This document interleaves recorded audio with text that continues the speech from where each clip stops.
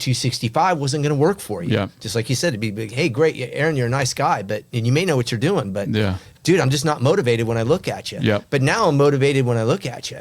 And I was always, I mean, my body image, self-image stuff was so deeply rooted that for years, and I did this for two reasons. I never posed, because even when I was teaching aerobics and I was a rail and I was just shredded and eating like 4 Tupperwares of pasta a day just to keep my weight on, which was the total opposite end of the spectrum of being a heavy kid, I still was like, I'm fat.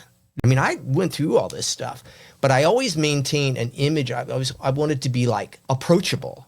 I wanted to be good at what I did. And then the 90s came along and I saw this, because before I took on, I worked with Gold's Gym Corporate for 17 years as a media rep for Gold's Gym. And I was a member of Gold's Gym long before that.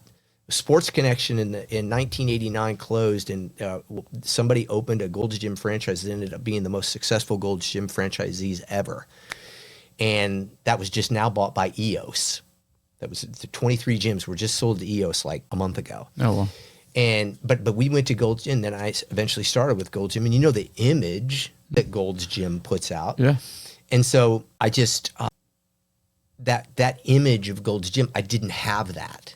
I was never going to be that. Yeah, I wanted that because I worked at a Gold's Gym too. That's how I got started working out with a former bodybuilder who was a dad of a kid that played on my sports team, and that's where we went. And I'm like, I'll never look like these guys. Yeah. And it's like, when you strived for it, you got it in your mind. You thought maybe for a second you could. And then I looked at my parents. It's like, genetically, not possible. I love them, but not possible. Yeah, but you know what, Aaron? I look at a guy like you and I thought, well, you know what? I mean, you could do it, but you'd have to dedicate your life to it. Yeah. And then it's like, what kind of life would you have? You wouldn't be doing what you're doing now because you'd be so wrapped up in that. Yeah. And that's not who you wanted to be. Less of an impact, in my view. Yeah. And not the image you wanted to put out there. But what I was going to say, and I'm sure you can relate to this, and your clients can relate to this too, because you know what you're doing. Logistically, you're educated. You're certified. You've got educated. You're degreed.